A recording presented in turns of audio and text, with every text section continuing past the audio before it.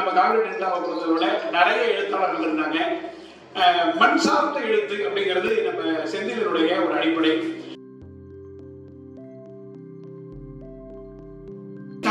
தலைமுறையாக நமக்கு அவ்வளவு செய்திகள் நம்முடைய மூளையிலேயும் மனத்திலேயும் பதிந்து வந்த ஒரு சமூகம் இது. இங்க எவ்வளவு கதைகள் இருக்கும். ஒரு 300 வருட சமூக வரலாற்றை உடையவன் சரியடி சங்கரா அதை வகைப்படுத்துறான். அந்த மாதிரி அடிப்படையில் இதை வகைப்படுத்த முடியாது. கால் கீழே நம்ம கால் தரையிலே விடாம நம்மள மேலேயே கொண்டு போகிறார் சார். சார் இது எல்லாம் நான் 35 வருஷத்துக்கு முன்னாடி கேட்ட பேச்சு சார். எங்க ஊர்ல இவன் எவனோ சொல்றான் சார், சாதியை பத்திய குறிப்புகள்லாம் எவனோ பேசுறான் சார். இங்க எதுவுமே இல்லை, சாதியை பத்திய பிணக்கெல்லாம் இல்லை, எந்த ஒரு வேற்றுமை உணர்வும் இல்லை. நகைச்சுவையெல்லாம் இவரோட நகைச்சுவை ஒரு மாதிரியா இருக்கு. அந்த கிராமத்து குசும்பு, இந்த மனுஷன் நார்த் இந்தியாவெல்லாம் இருந்திருக்கான், அந்த பையன் ஃபாரின்லாம் போயிருந்திருக்கான். அந்த குசும்பை சார் அப்படியே டிரான்ஸ்ஃபார்ம் பண்ணி உள்ளே வச்சிருக்கான் சார் இந்த இந்த எழுத்தாளர். சித்திரவர்களுடைய எழுத்துக்களை பற்றிய ஒரு பார்வை, அது விமர்சனம் என்பதை விட நான் வெளியூரில் இருந்தோ அல்லது வேறு ஒரு சமூக தளத்தில் இருந்தோ வந்தால் அது விமர்சனம். இது இணையான ஒரு பார்வை.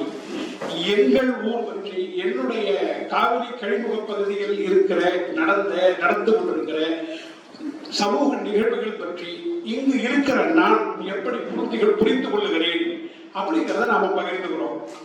நான் தொழில் முறையில ஒரு பேச்சாளர் அல்ல, நான் ஒரு பேராசிரியர் அல்ல, நான் ஒரு வாசக நிலையிலிருந்து நான் புரிந்து கொள்வதை நமக்குள் பகிர்ந்து கொள்வது, அதுதான் என்னுடைய அதிகபட்ச என்னுடைய முயற்சி. இதுல நிறைய தவறுகள் எல்லாம் இருந்தால் உடனே சொல்லுங்க, நான் சரி பண்ணிக்கிறேன். கருத்து ரீதியான விஷயம் வேறு, அந்த டேட்டாவை பேஸ் பண்ணி தவறு வேறு. இது மாதிரி தவறுகள் நிறைய இருக்கும். இதுல தவறுகள்னு நான் சொல்ல வரல, என்னுடைய பார்வை அப்படிங்கிறது நம்ம டெல்டாவில் ஒரு தொடர்ச்சியான கிட்டத்தட்ட ஒரு 5000 வருட வரலாறு நம்முடைய காவிரி கழிமுக பகுதிக்கு உண்டு. தமிழ்நாட்டில் மீதி எல்லா பகுதியோடவும் கல்லணை கட்டியதற்கு பிறகு இந்த நம்ம காவிரி பகுதியினுடைய சமூக பொருளாதார விஷயங்கள்ல நிறைய மாற்றங்கள் வந்தது. அந்த மாற்றங்கள் வந்ததுக்கு பிறகு பொதுமக்கள்கிட்ட ஒரு மாற்றம், இந்த வேறு பிராந்தியத்திலிருந்து மக்கள் மைக்ரேட் ஆகி நம்ம பகுதிக்கு வந்தது. வேறு பகுதியிலிருந்து வந்த மக்கள் அந்தந்த தாங்கள் சார்ந்த பகுதியினுடைய கலாச்சார பண்பாட்டு அடிப்படை, வழிபாட்டு அடிப்படை அதையெல்லாம் கொண்டு இங்க சேர்த்தது. இந்த மாதிரி நிறைய மாற்றங்கள் டெல்டாவில் தான் நிகழ்ந்தது. முதல்ல மைக்ரேஷனை உள்வாங்கிக்கிட்டது, அதாவது வளர்ச்சியின் அடிப்படையில மைக்ரேஷனை உள்வாங்கிக்கிட்டது இதுதான். பஞ்சத்தின் அடிப்படையில் புலம்பெயர்தல்ங்கிறது வேறு. இங்கு இந்த டெல்டா காவிரியில தண்ணி வருது, இங்கு நல்ல விவசாயம் நடக்குது, இங்க நாம வாழலாம் அப்படிங்கிற ஒரு தகுதியை தன்னுள் தாங்கி நிறைய பகுதிகளில் இருந்து மக்களை உள்வாங்கி கொண்டது இந்த டெல்டா.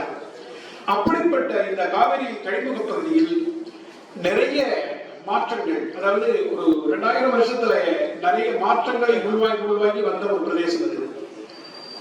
இலக்கியத்தை பொறுத்தளவில் நம்ம தஞ்சாவூர் மாவட்டம்ங்கிறது முன்னோடியாக இருந்த ஒரு மாவட்டம் ஒரு காலத்துல.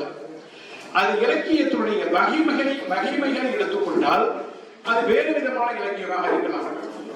அது ஒரு அரசர்கிட்ட பாடுற ஒரு கவிஞராக இருந்தாலும், சமூகத்துல பொதுஜனங்கள்ல இருந்து ஒரு கவிஞராக இருந்தாலும், பாடுறவன் பாடுறவன் தான்.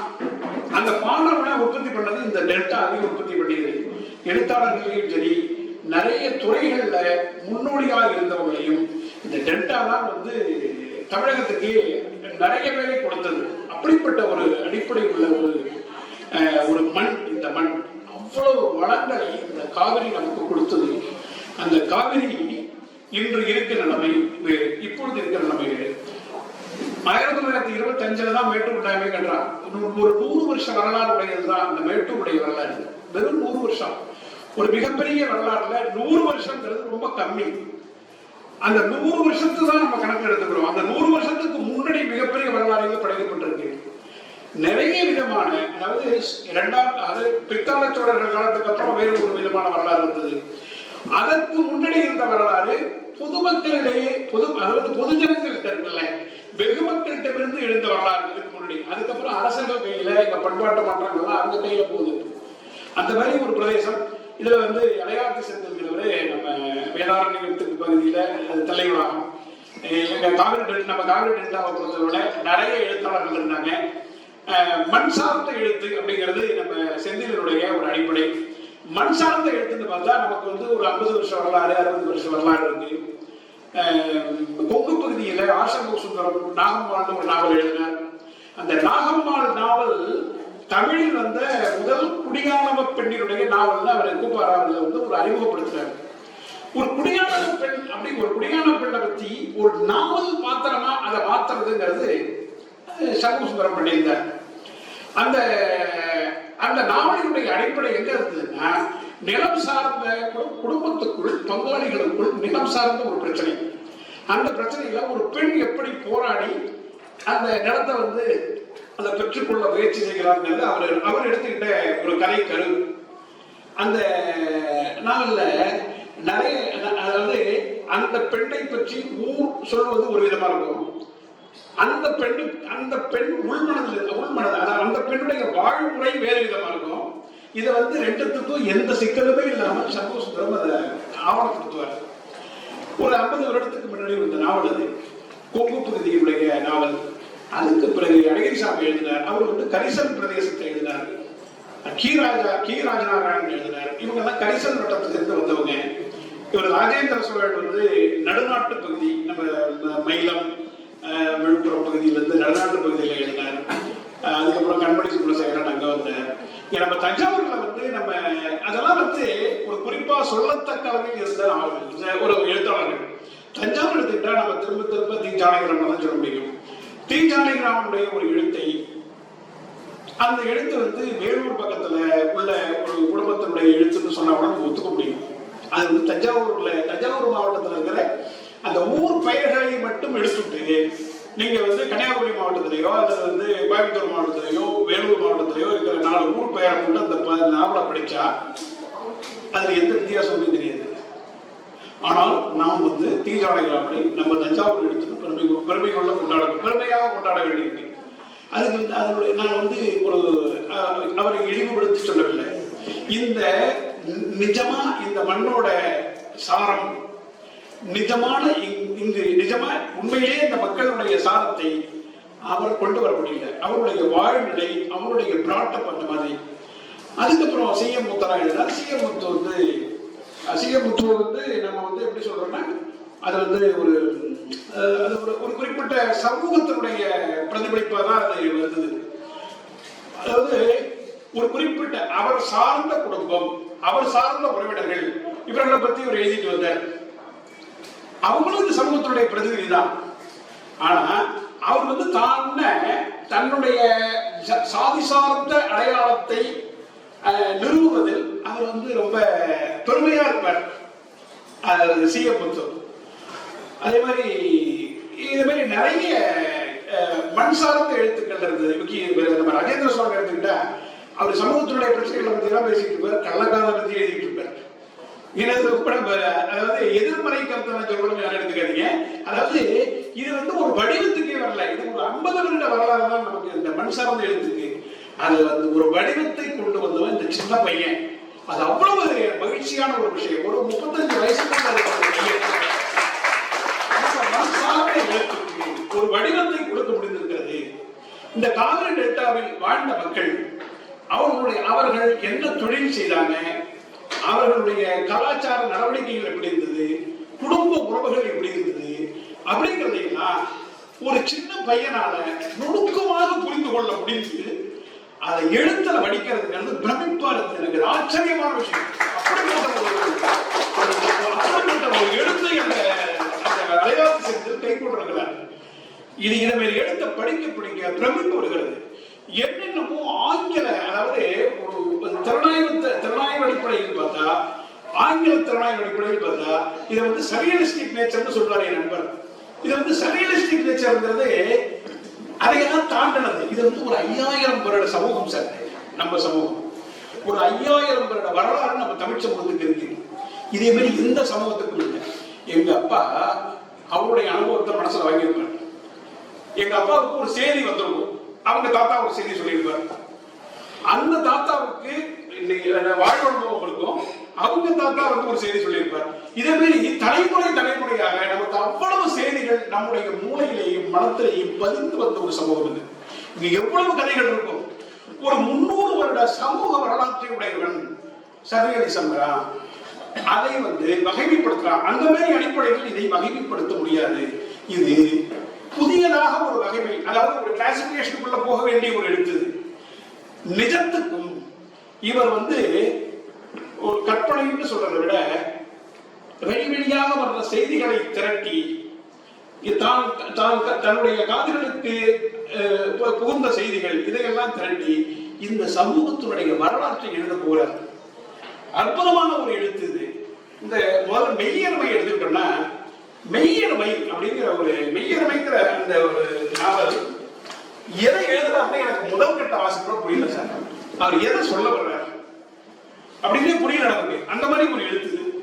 ஏன்னா அவரை பொறுத்தளவுல தெளிவா இருக்க நான் என்ன எழுத வர்றாங்கிறது என்னுடைய மட்டம், என்னுடைய லெவல், அந்த லெவலுக்கு வரும்பொழுதுதான் எனக்கு புரியும். நான் வந்து என்ன தகுதிப்படுத்திக்கணும், என்ன தகுதிப்படுத்திக்கும் பொழுதுதான் அது புரிய ஆரம்பிக்கும் எனக்கு. முதல்ல இந்த மெய்யர்மையை பொறுத்தளவுல மெய்யர்மை நாவலுக்கு நேரடியாக வந்துடுவோம்.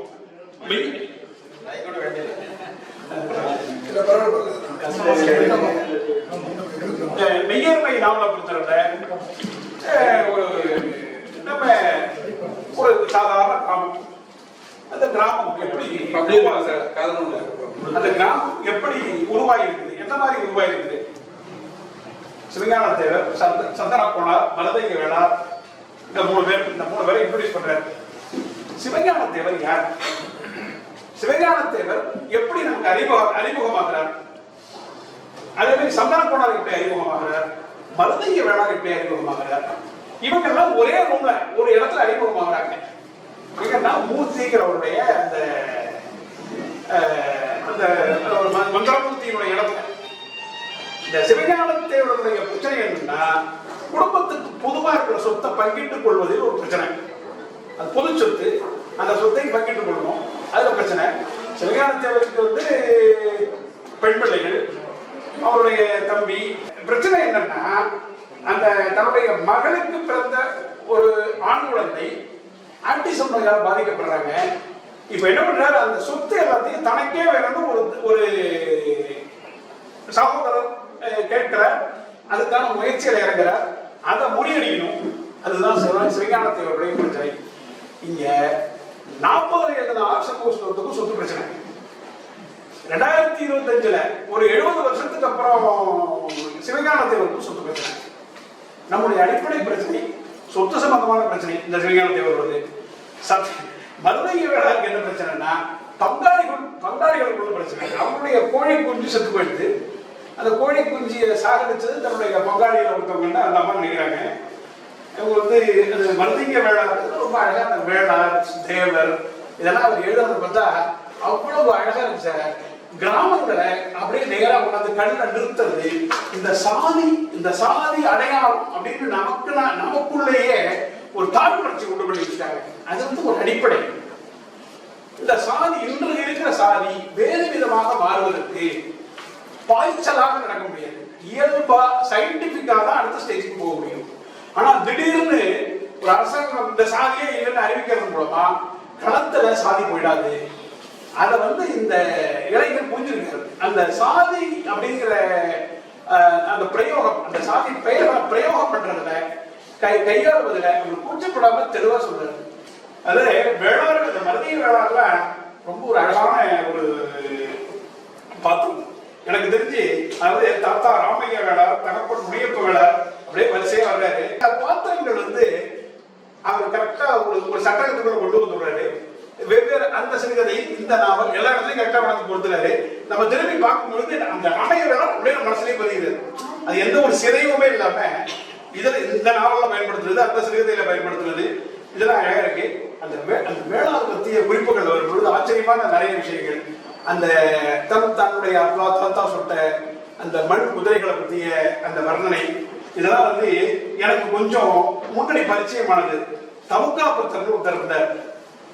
விழுப்புரம், திருவண்ணாமலை மாவட்டத்துடைய கொஞ்சம் பகுதி, கடலூர் பகுதி, இதெல்லாம் 150 வருஷத்துக்கு முன்பு தமுக்காபுத்தர்னு ஒருத்தர் இருந்தார். அவர் வந்து தெலுங்கு பேசுற வேளாண். அவருடைய சிறைகள்லாம் இன்னைக்கு இருக்கு. அவங்க வந்து என்ன பண்றாங்க, ஒரு 6 அடி ஆழத்துக்கு குழிய வெட்டி அதுல வந்து குதிரை சிலை, யானை சிலையெல்லாம் வெளியில வந்து வடிவம் கொடுத்து அதுல உள்ள இறங்குறாங்க. இந்த தமுக்காபுத்தருடைய பாடியுமே ஒண்ணு இருக்கு சார்.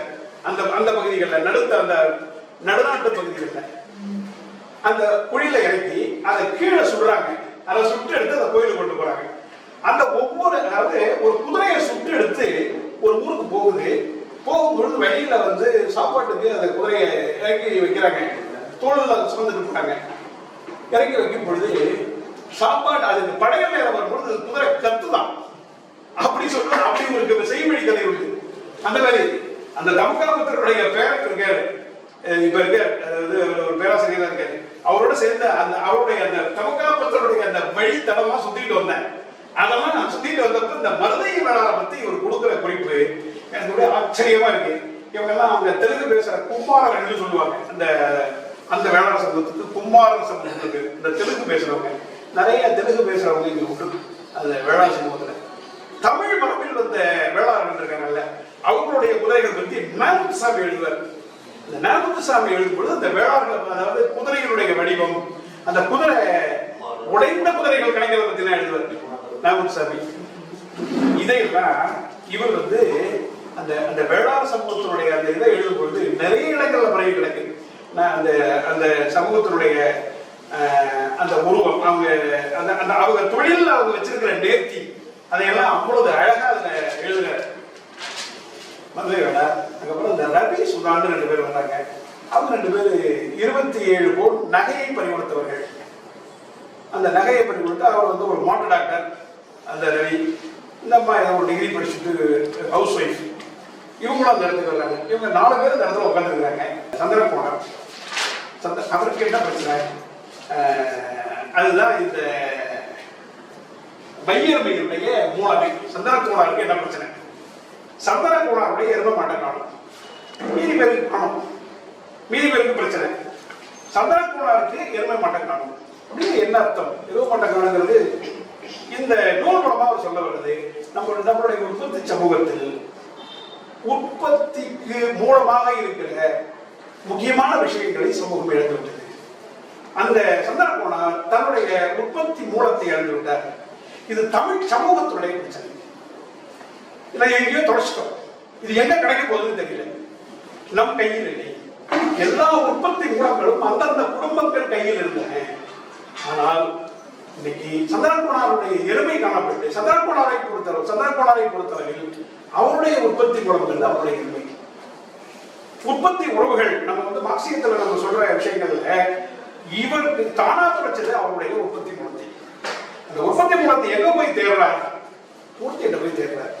மூர்த்தி வந்து ஒரு சாதாரண ஆள் தான். மூர்த்தி வந்து மந்திரமூர்த்தியான பிறகு அவருக்கு சில சக்தி வருது. அவர் வந்து தேடி கொடுப்பாருங்கிற நம்பிக்கையில அவர்கிட்ட போறார்.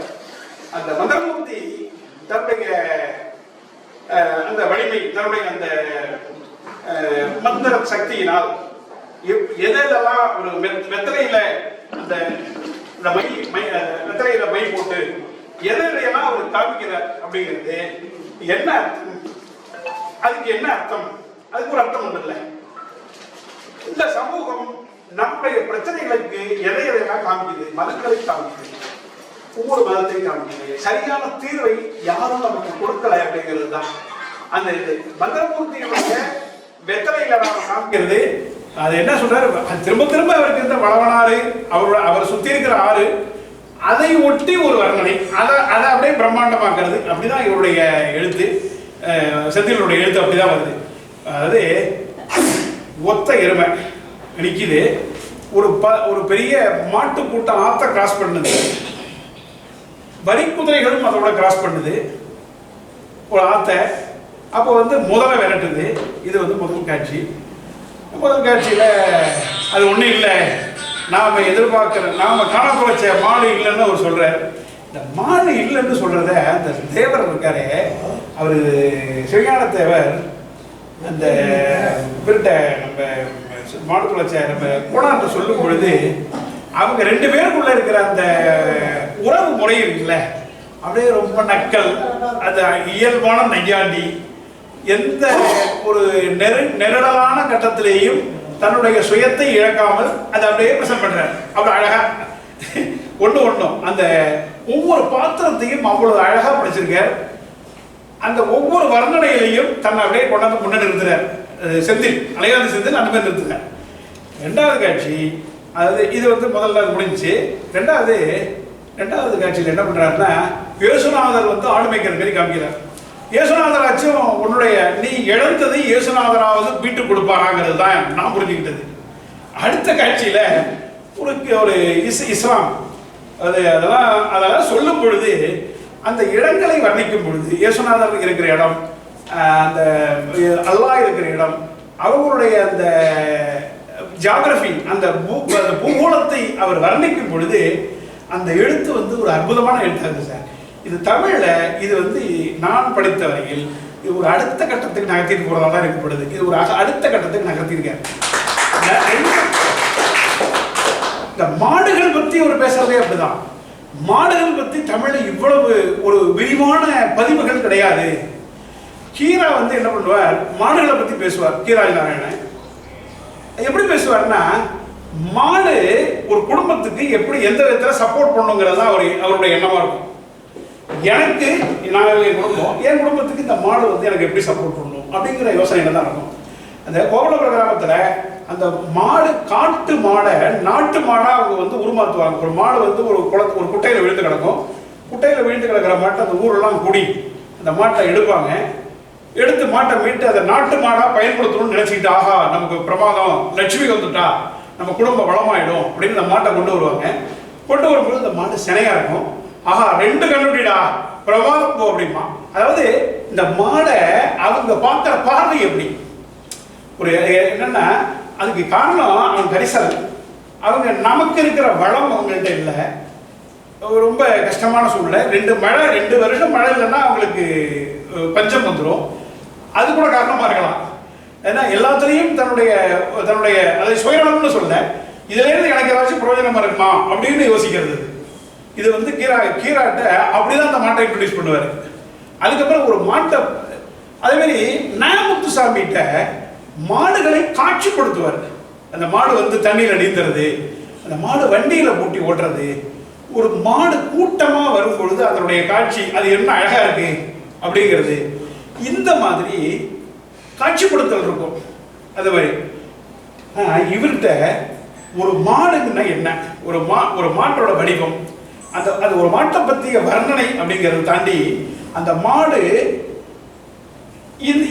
அந்த மாட்டுக்கிட்ட இந்த கோணர், அதாவது மாட்டை வளர்க்கிறவன் என்ன மாதிரி ஒரு உறவு வச்சிருக்கிறார் அப்படிங்கிறத அவர் விவரிக்கிற அழகு பிரம்மாண்டம். அந்த மாதிரி தமிழில் இது வரைக்கும் இல்லை சார். மாடுகள் பற்றிய வர்ணனை. மாடு ஒவ்வொரு வீட்லேயும் மாடு உண்டு. கொல்லைப்புறத்தை திறந்தாவே நமக்கு இந்த மூத்திரவாடை, சாண வாடையோட தான் நம்ம வீடு இருக்கும். மூத்திரவாடை, சாண வாடை இல்லாத வீடே இருக்காது. அது இல்லாம உள்ளது இப்போ ஒரு 10 வருஷமா தான் நம்ம பார்க்குறோம். அந்த மாதிரி ஒரு நிலைமை. இது எங்க வீட்டில் என் பையன் பிறந்தது, எங்க வீட்டில் என் கண்ணுக்குட்டி பிறந்தது, எல்லாம் சம தன்மையோட தான் நம்ம பார்க்க முடியும். அப்படிதான் நம்ம இருந்தோம். அப்படி இருந்த சமூகத்துல வேற யாரும் இவர் எழுதுன அளவுக்கு எழுதல. அதாவது மாடு அவ்வளவு அந்யோன்யமா இருந்தது நம்மளோட. ஆனா இவர் எழுதுன அளவுக்கு வேற யாரும் எழுத முடியல. அது ரொம்ப அழகான ஒரு எழுத்து, அந்த மாடுகள் பத்தி எழுத்து. அதே மாதிரி இது 3வது காட்சியில இந்த இது சொல்றேன், அந்த ஒரு இஸ்லாமிய அப்படிதான் நான் புரிஞ்சுக்கிறேன். அவர் தன் பின்னால் இருக்கிறவர்களுக்குள் நடக்கிற இந்த பங்காளி சந்தை, பணவெறி, குடிவெறி, இதையெல்லாம் நீக்கங்கடான்னு போராடுறாரு. அங்க இவர் அங்கேயாச்சும் தீர்வு கிடைக்குமான்னு இந்த மாடு தொலைச்சவரை அழைச்சிட்டு போறாரு நம்ம செந்தில். அங்கேயும் ஒன்றும் இல்லை. 4வது காட்சியில தான் திருவிழா கோலம், ரொம்ப பெரிய வீதி, அது சிந்து சமொழி நாகரிகத்தை குறிப்பிடறதா தோணுது. அங்கேயும் இவருக்கான தீர்வு இல்லை. அதுக்கப்புறம் கிருஷ்ண பரப்பா அப்பாவை காமிக்கிறார், அங்கேயும் தீர்வு இல்லை. 6வது காட்சி பசுக்கடை வருது. அதுதான் வரலாற்றுல இல்ல, ஒரு அண்மையில் ஒரு 100 வருட காலமாக மிகப்பெரிய தத்துவ போர் தமிழ்நாட்டில் நடந்து கொண்டிருக்கிற ஆரிய திராவிட பிரச்சனை. அதாவது அந்த காட்சி, அதுலேயும் இவருக்கு தீர்வு இல்லை. அதுக்கப்புறம் வர்றாரு அதுக்கப்புறம் தான் இந்த எருமை ரகங்களை பற்றி சொல்றாரு. எனக்கு என்னன்னா, இந்த எருமை ரகங்களை பற்றி சொல்லும் பொழுது நீலிராவி, முர்ரா, ஜபரபாடி, பத்ராபூர், நாக்பூரி, சுர்தி இதெல்லாம் சொல்லி முடிச்சுட்டு அப்புறம் நீலகிரிக்கு வந்துடுறார். தமிழ்நாட்டுக்கு வந்தா தமிழ்நாட்டில் நீலகிரிக்கு வந்து இங்கிலீஷ்காரன் அந்த எருமைகளை சுட்டு கொன்று இவர்களுடைய உற்பத்தி மூலத்தை அழிப்பதை இவர் பதிவு பண்றார். தோழர்களின் உற்பத்தி மூலம் முதல் முறையாக அழிக்கப்படுகிறது. இங்கிலீஷ்கார் வரும்பொழுது நம்முடைய வளங்களை சுரண்டுவதற்கு அவன் முதல்ல வந்து தேர்ந்தெடுத்த இடம், அதாவது தேர்ந்தெடுத்ததுன்னா அவன் முதல்ல ஈஸியாக அவனுக்கு கிடைக்கிறது அதிக மக்கள் நடமாட்டம் இல்லாத அந்த இடத்துக்கு போகிறான். அங்கே தான் வந்து தேயிலை, இந்த பணப்பயிர்கள்லாம் பயன்படுறதுக்கு போகிறான். அங்கே வந்து அங்கு கிட்டத்தட்ட 1,00,000 மாடுங்கிறார். லட்சக்கணக்கில் மாடுகள் இருந்தன அந்த மலை பிரதேசத்தில். அதெல்லாம் அழிக்கிறார். அது வந்து வரலாறுல நிறைய பேர் இல்லை, ஒரு சில நல்ல தெளிவான ஆய்வாளர்கள் அது பற்றிய குறிப்புகளை எல்லாம் பதிவு வச்சிருக்கிறாங்க. அதை மிக அழகாக இதில் எடுத்தாளுகிறார். அந்த ட்ரெயின்ல இருந்து துப்பாக்கியால் மாட சொல்றது, அதெல்லாம் கொடூரமான காட்சிகள். அந்த காட்சிகள்லாம் அதெல்லாம் முடிச்சுட்டு அந்த எருமைகளை சுட்டு அவர்களுடைய வாழ்வாதாரத்தை அழித்து அங்கு வந்து இவங்க தேயிலை தோட்டம் பண்ணி, அதாவது இங்க இருக்கிற மக்களுடைய அடிப்படையான வாழ்வாதாரத்தை அழிப்பதை அவர்கள் செய்கிறார்கள். இதுக்கு நடுவில் இந்த எருமை என்னாச்சு அப்படிங்கிறது தான் பிரச்சனை. காணாப்போன எருமை காணாப்போன வெளியே இருக்கு, கிடைக்கல. இது என்ன ஆகும்? இதே மாரி போகுது. இதுக்கு நடுவில் அந்த மந்திரமூர்த்தியை பற்றி மந்திரமூர்த்திங்கிறவர் உங்க பகுதியில், இந்த பகுதியில், எனக்கு இந்த பகுதி புதுசு, இந்த பகுதியில் பிரபலமான ஒரு ஏமாற்றப்பட்ட சீட்டு கப்படி அதில் பாதிக்கப்பட்ட ஒரு குடும்பம். அந்த குடும்பத்திலேருந்து மந்திரமூர்த்தி இருக்கிறார். அவர் வந்து தன் தாய் தூக்குமாட்டி செத்தோடனே வெளியூர்லேருந்து அவர் வந்து ஒரு சக்தி, அதாவது ஏதோ ஒரு சக்தியை இவர் பெற்றுக்கொண்டு ஊருக்குள்ள நுழைகிறார் இந்த மந்திரமூர்த்தி. அந்த மந்திரமூர்த்தி தன்னுடைய சக்திகளை பெறுவது அவருடைய அந்த மையினுடைய மை எப்படி தயார் பண்றார் அதையெல்லாம் இவர் எழுதுறது அவ்வளவு அற்புதம். இது வந்து ஒரு குறிப்பிட்ட கட்டத்தில் நம்ம வந்து ஒரு பெரிய மேஜிக்கல் ரியலிசம் மாதிரி, நம்ம இலக்கிய வகைமையில மேஜிக்கல் ரியலிசம்னு சொல்றது இல்லை, அந்த மாதிரி நம்மளை கொண்டு போயிட்டு இருக்குது. இந்த மாதிரிலாம் ஒருத்தர் எழுத முடியுமா என்னன்னு தெரியல.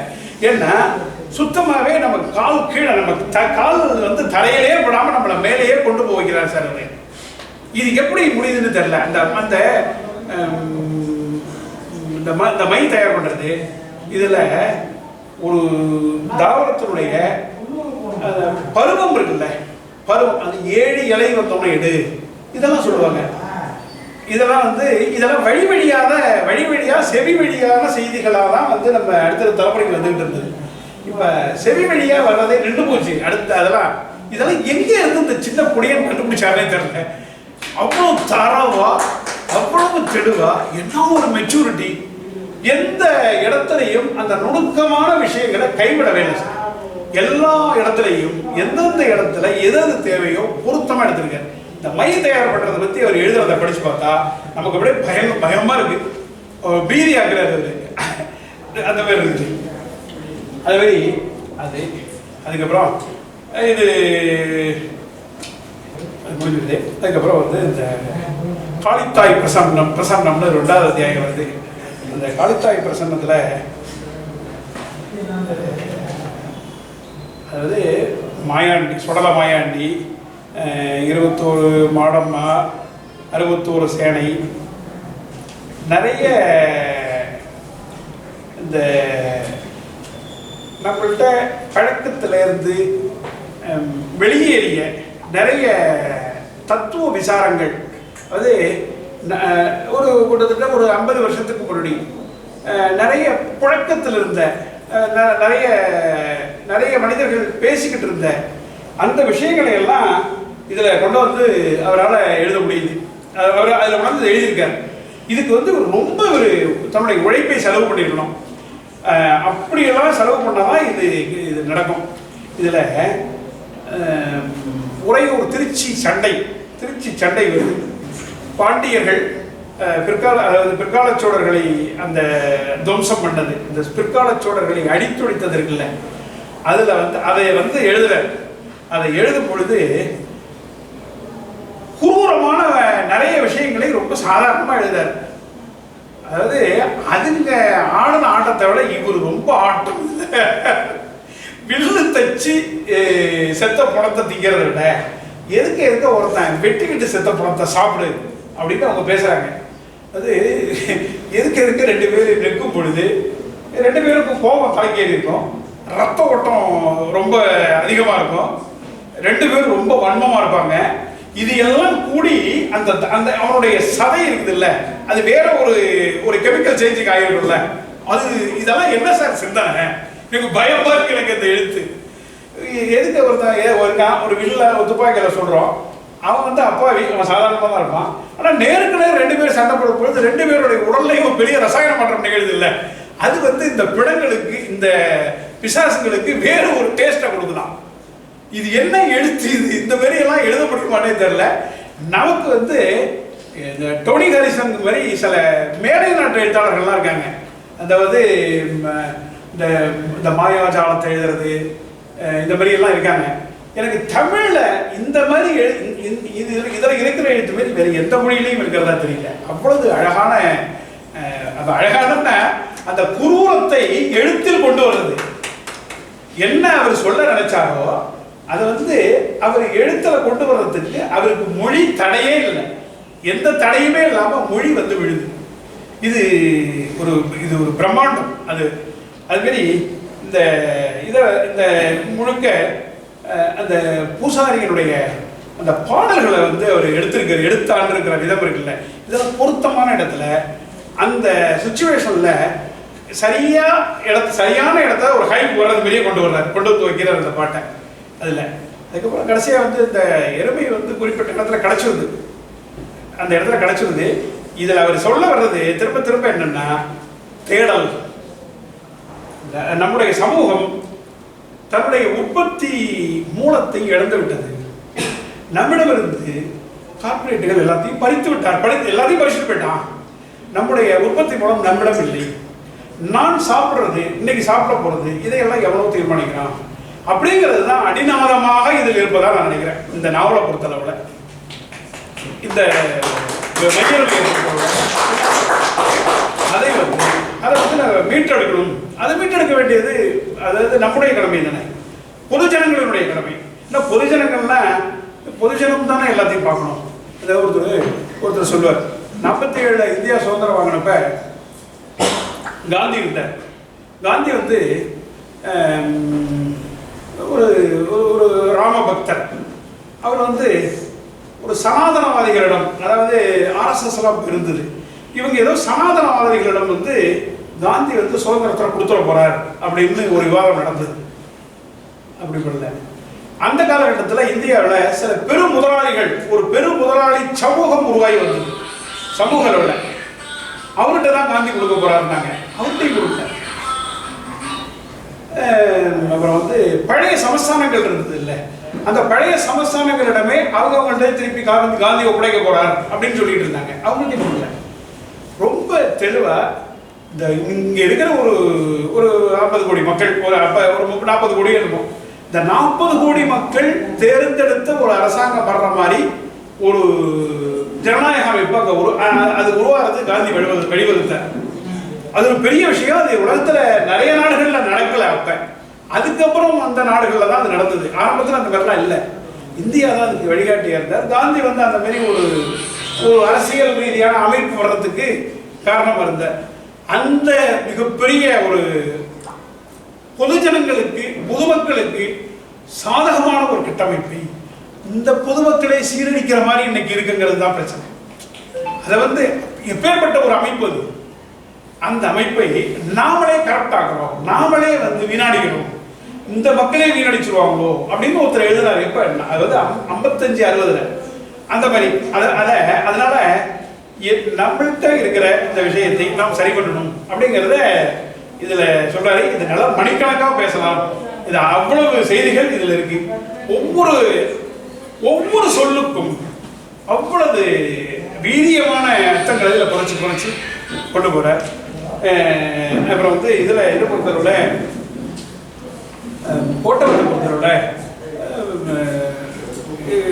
நிறைய கோட்டவங்கிறத மட்டும் கோட்டவத்தை எடுத்துப்போம். கோட்டவங்கிறது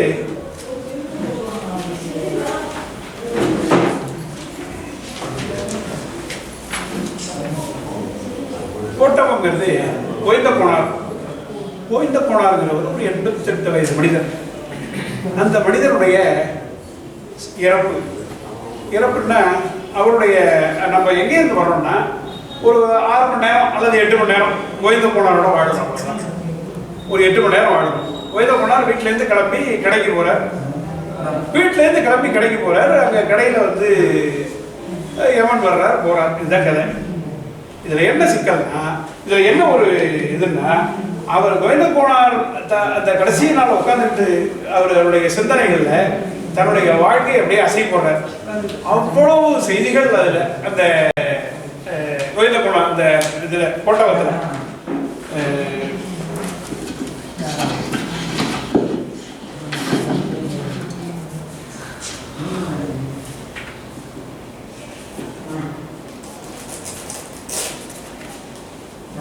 கோவிந்த கோனாருக்கு கொடுக்குற அந்த அந்த அந்த பாத்திர உருவாக்கம் இருக்குல்ல, அது எந்த இடத்துலையுமே முரணே இல்லாமல் கொண்டு வர்றாரு. அவருக்கு வந்து ஒரு மனோபாவத்தை உண்டாக்குறாரு. கோவிந்த கோனாருக்கு ஒரு குறிப்பிட்ட மனோபாவம், அந்த மனோபாவத்தை அவர் எழுத்துல கொண்டு வர்றாரு. அது கடைசி வரைக்கும் அப்படியே இருக்கு. அதாவது மாதிரி லேசான நக்கல், எந்த சிக்கலையும் ரொம்ப எளிதாக அதை எதிர்கொள்ளலாம்ங்கிற மனோதிடம், இதெல்லாம் நம்முடைய பாரம்பரியம் நமக்கு கொடுத்துருந்தது. இப்போ தான் 20 அல்லது 30 25-30 வருஷமாக தான் நாம் தனித்து விடப்படுறதா ஒரு ஒரு ஒரு மனோபாவத்துக்கு நாம் வந்திருக்கோம். அதுக்கு முன்னாடி ஏழ்மையோ வறுமையோ எந்த மனிதனுடைய அந்த கம்பீரத்தையும் குறைக்கவில்லை. இயல்பான ஒரு தொழிலோ ஒரு சராசரி எல்லா சராசரி மனிதனுக்கும் அவரவங்க என்ன தொழில் பண்ணாங்களானோ என்ன தொழில் செஞ்சாங்கன்னாலும் மனோதரத்தோடு இருந்தார்கள். இந்த கோவிந்த கோனாரில் வந்து இந்த கோவிந்த கோனார் வந்து தன்னுடைய கடைசி நாள் 2 பீடி கழுத்து காதில் 2 பீடி வச்சிருப்பார். அந்த கடைசி நாள் வந்து கடைசி நாள் அவரோட நம்ம வாழ்கிறோம். ஒரு அற்புதமான ஒரு சிறுகதை இது. பையன் வந்து கடைக்கு போகணுங்கிறார். உடனே கடைக்கு போகணுமா, ரொம்ப முக்கியமா அப்படின்னு அவங்க பையன் புது உடை, 2வது பையன் புது உடையை தான் இவரோட இருக்கிறதா காமிக்கிறார். அந்த புது உடை என்ன பண்ணுறார், தன்னுடைய யமகா பைக்கில் அப்பாவை உட்கார வச்சுட்டு போகிறார். அப்பா வந்து வீட்டு அதெல்லாம் அழகாக எழுதுவார். அப்பா வீட்டு வாசலில் அப்பா ஏறுற மாதிரி ஒரு இடத்துல நிறுத்தி அவர் காலை தூக்கி போட்டு உட்காருவார். காலை தூக்கி போட்டு உட்காந்து இந்த கிடை மட்டமாக அந்த இதை வச்சுப்பார், இந்த கம்பை வச்சுப்பார். இதெல்லாம் அழகாக எழுதுவார். போவார். அவர் கோவிந்த கோனாருக்கு இதுக்கு உயர கருமம் வண்டி மாடு புலிகாலை வாங்குறப்பையும் சரி, வண்டி மாடு புலிகாலை வாங்குறப்பையும் சரி, பசுமாடு வாங்குறப்பையும் சரி, தட்டு அம்மளாக இருந்தால் கைப்பு தான். அதுக்காக இவ்வளோ தட்டு தூக்கலாக ஒரு மாட்டையும் பார்த்ததில்லை. யமகா பைக்கை பற்றி இதுதான் சார். எந்த இடத்துலையும் அந்த மாடுகள் பற்றிய சிந்தனை இருக்குல்ல, அதாவது இங்க இருந்தும் பார்க்கறது அங்க இருந்தும் பார்க்கறது, இந்த வினோதம்லாம் இது இப்படி எப்படி டிரான்ஸ்ஃபர்மேஷன் இருக்கு ஆகுதுன்னு ஒரு 35 வயசு பையனுக்கு சார் இந்த டிரான்ஸ்ஃபர்மேஷன் எப்படி கிடைக்குதுன்னு எனக்கு புரியல. எனக்கு ஏன் தலைமுறையை ஒட்டி ஆள்கிட்ட ஒரு செய்தி வரும். நான் வந்து இங்கே வேலையில் இருப்பேன். எங்கள் ஊரில் இருக்கிற ஒரு விவசாயி எனக்கு ஒரு செய்தியை சொன்னோம்னா எனக்கு எப்போ டிரான்ஸ்ஃபர்மேஷன் ஆகும். இந்த பையன் ஒரு 35 வயசு பையனுக்கு ஒரு 70 வயசு ஆள் எப்படி ஒரு செய்தியை வந்து எப்படி கடத்தலாமே எனக்கு புரியல. இதெல்லாம் பெரிய பக்குவம் வேணும். இதை வந்து இதை அழகாக எழுதுவார். ஒன்றும் அதுமாரி இதில்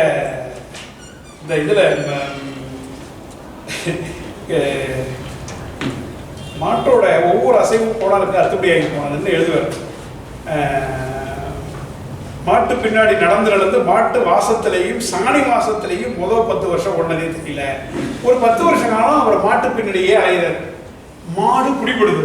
மாடுன்னா என்ன, மாடை நாம எப்படி ஹேண்டில் பண்ணணும், மாடும் இவர் ஹேண்டில் பண்ணல, அதுவும் சும்மா இல்லை. இரண்டும் பரஸ்பரம் 2 பேரும் ஒருத்தவங்க புரிஞ்சுக்கிறாங்க. இவர் வந்து ஒரு வடிவத்தில் நம்ம வந்து கடி எடுக்க போறோம் ஒரு முடிவுக்கு வர்றாரு, நம்ம வந்து கிடை மேய்க்க போறோம் அப்படின்னு முடிவுக்கு வர்றாரு. அதுக்கப்புறம் வந்து இந்த ஒரு இவர் இப்படி போறாரு. அதுக்கப்புறம் வந்து இந்த கீழக்காட்டு பண்ணை தேவர் பண்ணையில் அவர் வந்து அந்த அந்த தேவருக்கு ஒரு நண்பர் மாதிரி இருக்காரு. இவர் மாடுகள் ஆர்வம் உள்ளவர். கீழக்காட்டு தேவர் மாடுகளில் ஆர்வம் உள்ளவர். இந்த மாடுகளில் ஆர்வம் உள்ளவங்கலாம் இருக்காங்கல்ல, அவங்களுக்குலாம் ஜாதி மதம் எதுவுமே இருக்காது சார். நான் பார்த்துருக்கேன் எங்கள் ஊரில் எல்லா கம்யூனிட்டிலையும் இருப்பாங்க. உட்காந்து பேசினாங்கன்னா பேசிக்கிட்டே உட்காந்துருப்பாங்க 4 மணி நேரம் 3 மணி நேரம். அந்த சுழி இந்த சுழி, அதுக்கு ஒரு மாடு இருக்குது, இங்கே ஒரு மாடு இருக்குது. அவங்க பேசுகிற பேச்சு அடங்கவே அடங்காது. அந்த மாதிரி கூட்டமே இல்லை. எல்லாம் கூட்டமாக உட்காந்து தனி சரக்கு சாப்பிட்டு ஓடிடுறானுங்க. அந்த மாடுன்னா 100 கதைகள் இருக்கும். இவர் என்ன பண்ணுறாரு, இந்த தேவர் இறந்து போனோட அவங்க வீட்டுக்கு அவருடைய மாப்பிள்ளை வந்ததுக்கு அப்புறம் ஒரு சின்ன முரண்பாடு.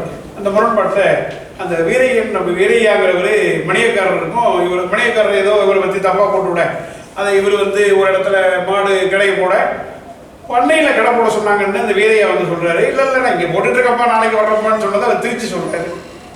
திருச்சி சொன்னோடனே அவர் கூப்பிட்டு அடிச்சுடுறாரு. அடித்தோடனே இவர் இந்த கம்பை தூக்கி அங்கேயே அந்த தேங்காய் பட்டறையில் போட்டு வீட்டுக்கு வந்துடுறாரு. இது வந்து அவர் மனைவி ரொம்ப பாதிக்குது. 2 வருஷம் கிடையவே மறிக்கல. 2 வருஷம் தம்பியோட சேர்ந்து விவசாயம் பண்ணிட்டு இருக்காரு. சார் இதெல்லாம் வந்து அவருக்கு இறந்து போகிறதுக்கு ஒரு 5 மணி நேரத்துக்கு முன்னாடி அவர் சிந்திச்சுட்டு இருக்காரு சார். இதெல்லாம் வந்து அந்த முடிவில் அவர் பைக்கில் ஏறி மேலே போகும்பொழுது ஆத்திரமா இருக்கு சார். ஒரு மனுஷனுடைய அந்த ஒட்டுமொத்த பரிமாணம் இருக்குல்ல, ஒரு டைமென்ஷன், அது என்ன மாதிரி இருக்கு. ஒரு எளிய மனிதன் சார். நம்ம ஏதோ பெரிய பெரிய நடிகர் இருக்கிறோம், பெரிய அரசியல் தலைவர் இருக்கிறோம், என்னென்னமோ பேசுறோம்ல. ஒரு எளிய மனிதர், அவருடைய அந்த வாழ்வு எப்படி வந்து ஒரு ஒரு அழகான ஒரு ரோஜாவா எப்படி அவர் பரிணமிச்சது அப்படிங்கிறத அவர் அப்படியே சிந்திக்கிறார். அந்த சிந்திக்கிறது தான் இது இந்த இந்த கதையை, இந்த ஒரு 5 மணி நேர வாழ்க்கை. அவருடைய மாப்பிள்ளை வர்றாரு. மாப்பிள்ளை கொஞ்சம் நல்ல மனுஷன், ஆனால் இவர் அடிச்சுடுறாரு. இவர் கம்பத்துக்கு போட்டு கடை சேர்க்கல. அவங்க மனைவி அந்த தாலியை வச்சு கொடுத்து அவருக்கு வந்து கடையை சேர்க்க சொல்றாரு. என்ன அந்த மனைவி எப்படி புரிஞ்சுக்கிறாங்கன்னா, நீ ஒரு மனுஷனாவே இல்லை, அதாவது ஒரு ஒரு சரியான உருவத்திலேயே நீ இல்லை. அதை வந்து சரியா எப்படி சொல்லுவாருன்னா, அது நல்லா இருக்கும் அந்த இடம், அந்த அம்மா புரிஞ்சுக்கிறது.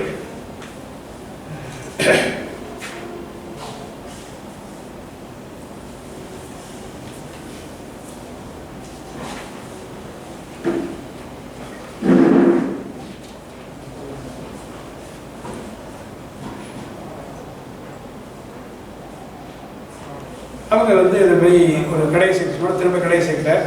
திரும்ப கடையை சேர்த்து அதுக்கப்புறம் வர்றாரு.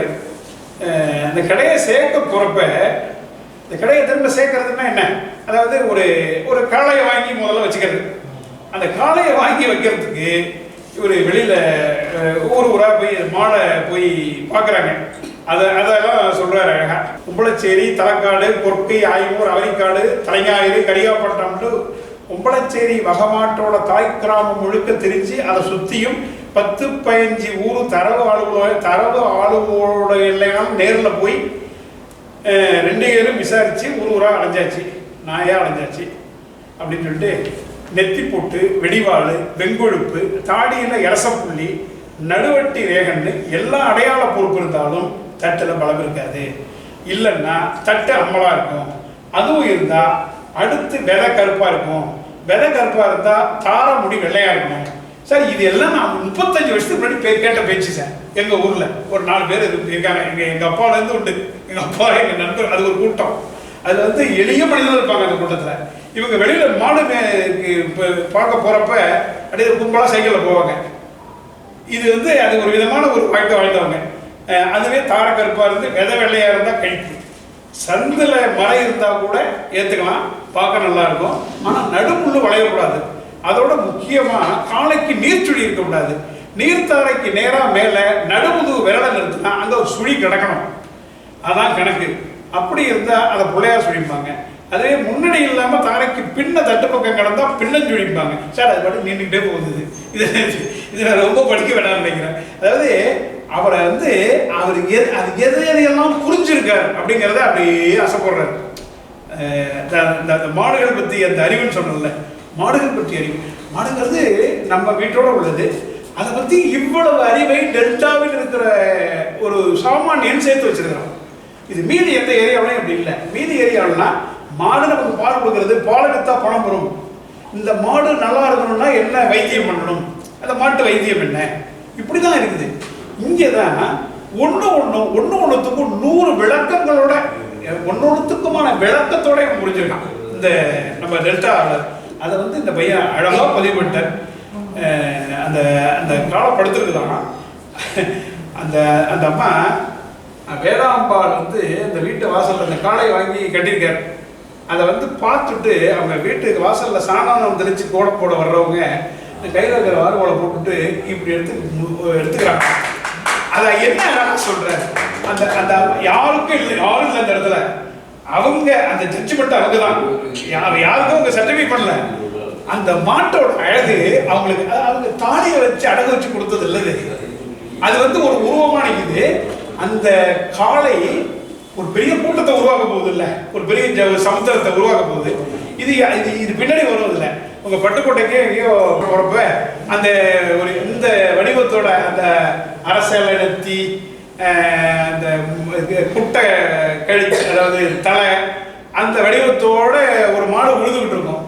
உழுதுட்டு என்னடா அதே நம்ம மாட்டை பாடுறான் பாரு, அந்த பிரசன்டேஷன்லாம் இருக்குல்ல, அவ்வளோ பிரமாதமாக இருக்கும் அந்த இடத்துலாம். அவங்க 2 பேரும் வண்டியில் உட்காந்துட்டு பேசிட்டு போகிறது இருக்குல்ல. சரி, இதெல்லாம் நம்ம டெல்டாவில் இந்த மாதிரி பேசுகிறவங்கலாம் இருந்தாங்கிறது தான் அழகு. இந்த மாதிரி ஒரு உறவை வச்சுருந்தவங்க இவன் எவனோ சொல்கிறான் சார், சாதியை பற்றிய குறிப்பெல்லாம் எவனோ பேசுகிறான் சார். இங்கே எதுவுமே இல்லை, சாதியை பற்றி எப்படிக்கெல்லாம் இல்லை, எந்த ஒரு வேற்றுமை உணர்வும் இல்லை.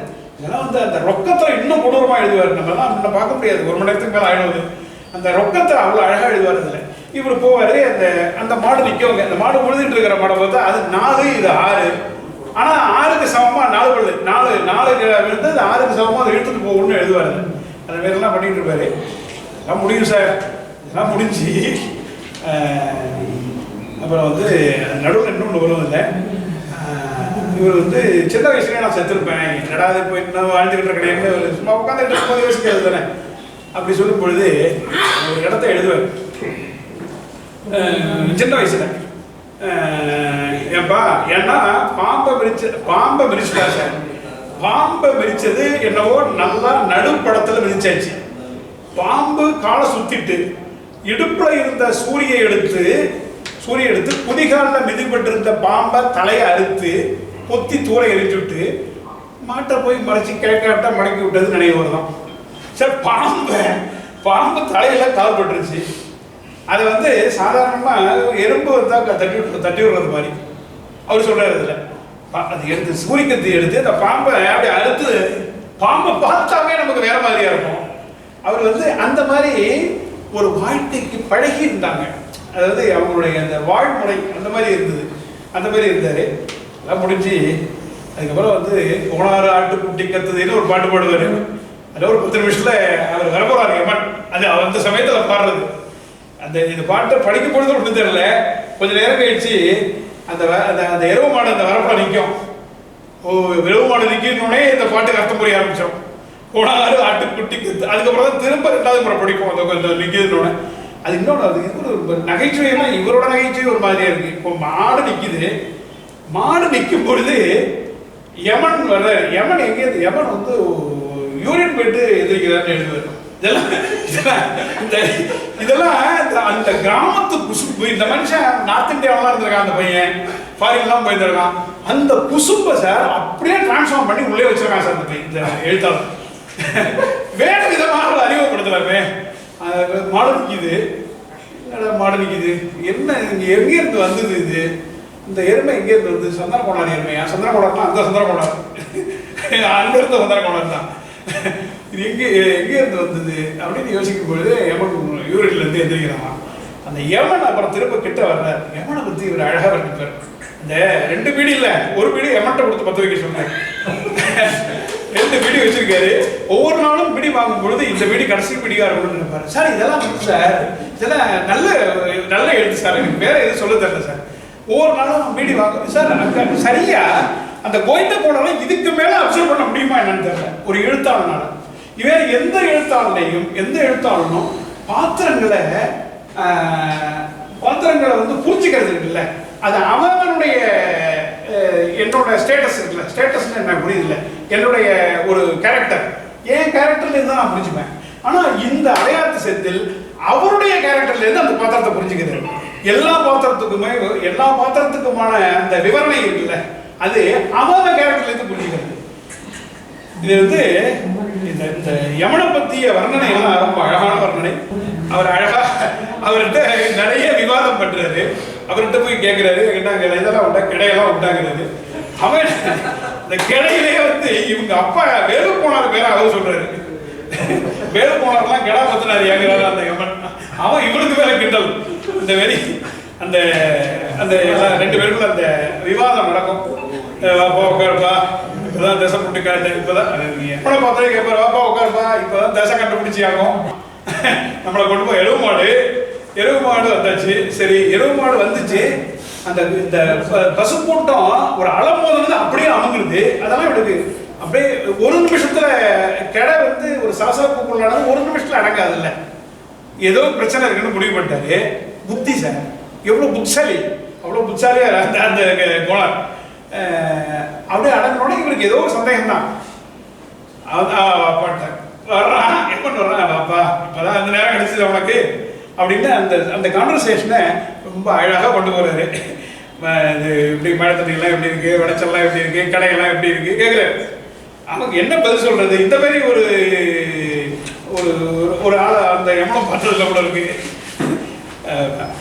இந்த என்ன சொல்லிட்டு இந்த குழுக்கு பீடியை பற்ற என்ன பீடியை கொடுக்குறாரு. அதுதான் போய் ஜாப் சாட்டிஸ்ஃபேக்ஷனை பற்றி கேட்குறாரு. ஜாப் சாட்டிஸ்ஃபேக்ஷனே இல்லை இவருக்கு. அதாவது எவன், அதாவது நான் வந்து இங்கே இந்த உலகத்தில் வந்து நிறைய உயிர்கள் எடுத்து போட்டிருக்கு, நிறைய பேர் சின்ன வயசு உள்ள உயிர் எடுக்க வேண்டியிருக்கு. ஜாப் சாட்டிஸ்ஃபேக்ஷன் இல்லைங்கிறார் எவன் சொல்றாரு இவர்கிட்ட. அந்த டிஸ்கஷன் தான் வருது, ரெண்டு பேருக்குள்ள அந்த விவாதம் நடந்துகிட்டே இருக்கு. சரிதான் வேலை மிச்சம் விடுங்கிறாரு. நீ பண்ண தொழிலில் நீ திருப்தியாக பண்ணிட்ட உழவுல. ஆனால் இப்போ இருக்கிற பைக்கெல்லாம் அந்த திருப்தி இல்லை.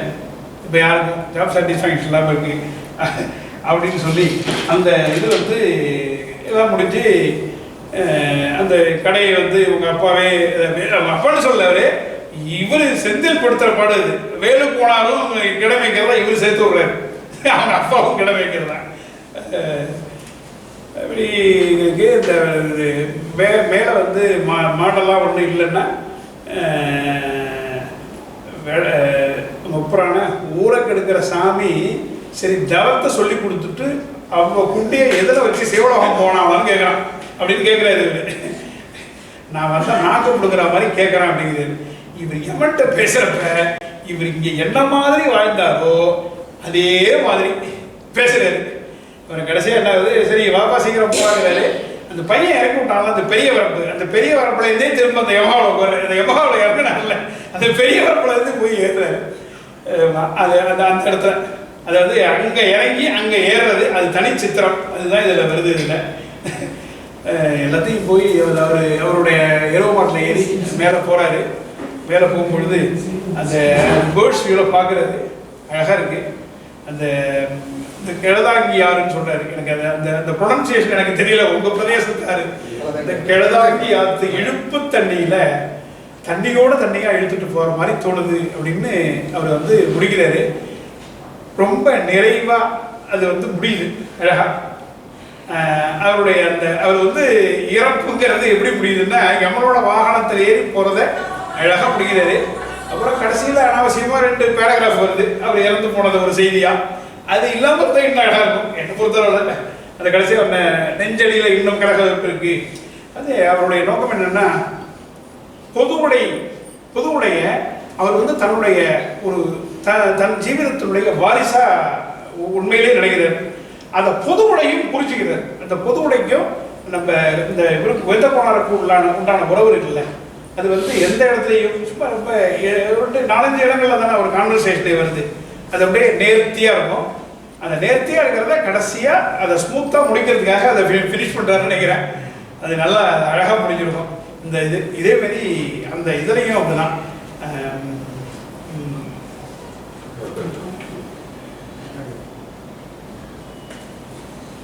முன்னடியான ஒரு அற்புதமான கதை. முன்னடியான் வந்து அவங்க வந்து நம்ம இந்த நாட்டார் தெய்வங்களை வந்து நாட்டார் தெய்வங்கள்ங்கிறது நம்மளுடைய மூதாதையர்கள் தானே. மனோபாவம் அப்படின்னா நம்ம மனோபாவத்தில் தானே அவங்க இருந்தாங்க. அந்த நாட்டார் தெய்வங்களை ஒரு எளிய மனோபாவத்தோடு நமக்கு அறிமுகப்படுத்துறது. இந்த கோயில் காடு இருக்க, அந்த பெரியய்யா கோயிலடி, பெரியய்யா கோயில் அந்த காடு, அந்த காட்டில் மரங்களை வெட்டுறது, அங்கே இருக்கிற மண்ணை எடுக்கிறது, இந்த மாதிரி விஷயத்தை நாம் ரொம்ப அதாவது அரசாங்கத்தினுடைய ஆதரவோடு பண்ண ஆரம்பிச்சிட்டோம். இது இந்த சிஸ்டம் எப்படி இருக்குன்னா, கடைசி வரைக்கும், அதாவது மேலிருந்து கீழே வரைக்கும் நடக்கிற தப்புக்கு சப்போர்ட் பண்ணுறது மாதிரியே ஒரு சிஸ்டம். இந்த சிஸ்டத்தில் நாம் வழிபடுற தெய்வங்கள்லாம் எப்படி பயந்துக்கிட்டு ஓடுதுங்கிறது தான் இந்த முன்னணியான். அந்த முன்னணியான் கதையில் நம்முடைய பண்பாட்டு நடைமுறைகள், வழிபாட்டு முறை எப்படி இருந்தது அப்படிங்கிறதெல்லாம் அந்த தெய்வங்களே பேசிக்கிறது. தெய்வங்களே அதெல்லாம் பேசிக்கணும். இதில் இந்த முன்னணியானில் நம்முடைய சுற்றுச்சூழலை பற்றி இப்போ எல்லாமே தனித்தனியாக ஒரு ஃபீல்டாக மாறி போச்சு. இப்போ சுற்றுச்சூழல் அதுக்கு ஒரு பெரிய டிபார்ட்மெண்ட் இருக்குது, அதுக்கு 4 எழுத்தாளர்கள் இருக்காங்க, அதுக்கு அதை ஒட்டி இதெல்லாம் இருக்குது, ஒன்றும் அந்த மாதிரி ஆயிடுது. இதில் அவர் எழுதியிருக்கிறது இந்த கோயில் காடு. அந்த கோயில் காட்டில் என்ன மாதிரி அங்கே ஒரு அமைப்பு இருக்கு. இந்த இதில் நக்கீரன் எழுதினப்ப காடோடியில் அப்படிதான் அந்த காடுகளை பற்றி எழுதியிருப்பார். காடுகளை பற்றி காடோடியில் இருக்கிற அந்த உணர்வு, அது நம்ம மொழிக்கு சம்பந்தம் இல்லாத ஒரு இடம். இது நம்ம மொழிக்கு சம்பந்தம் உள்ள நம்ம பண்பாட்டோடு இணைந்த காடுகள். இதெல்லாம் இது அத்தனை குருவிகளை சொல்றாரு சார். தவிட்டுக்குருவி, வண்ணத்துக்குருவி, ராசாரி பருந்து, அத்தனை சொல்றாரு. இதில் முக்கோண தலையை ஒரு பாம்பை பற்றி சொல்றாரு. முக்கோண தலையை வான் நோக்கி வைத்தபடி இறைக்கு தவம் இருந்தது கண்ணாடி விரியன். இந்த முக்கோண தலையினாவே விஷம் உள்ளதுன்னு நம்ம புரிஞ்சுப்போம். அது இதில் சொல்றது. திடீர்னு மூக்கு நுனியில் ஒரு துளி மழைத்துளி விடுதான், அப்படியே நிற்கிறது, அப்படியே சூரியக்கு திரும்ப இதுக்கு வருதான், அது ஒரு பேலன்ஸ் ஆகி வருதான். இதெல்லாம் நுணுக்கமாக இருக்காரு. அதுமாரி என்ன சொல்றாரு, கிருட்டி சத்தம் மறுகணம் கௌதாரியின் கக்களிப்பினுடைய ஆக்காட்டி குருவியின் எச்சரிப்பொழி, சருகுதளத்தில் உடும்பு நகரும் சரசரப்பு, அவ்வப்போது செங்கரந்தி வெப்பால சீர்ந்தின் இலைகளை பறிக்க வரும் செங்காட்டு நாட்டு வைத்தியர் கோவிந்தனின் காலடி ஓசை, இவற்றை தவிர வருடாந்திரமாக வேறெந்த அரவங்களுக்கும் கேட்டு பழகாத காட்டுக்குள் கடந்த ஒரு வாரமாக புதிதாக ஒரு பெருத்திட்டம். இந்த ஜேசிபி உள்ளது மண்ணை நோண்ட வருது. இந்த மண்ணை நோண்ட வர்ற ஜேசிபிக்கு ஒருத்தர் இருக்கார். அவர் ஒரு ஜேசிபி எடுத்து அவர் தான் ஏதோ இந்த மண்ணை நோண்டி விற்கிறார். இதற்கெல்லாம் அரசாங்கத்தினுடைய சப்போர்ட்.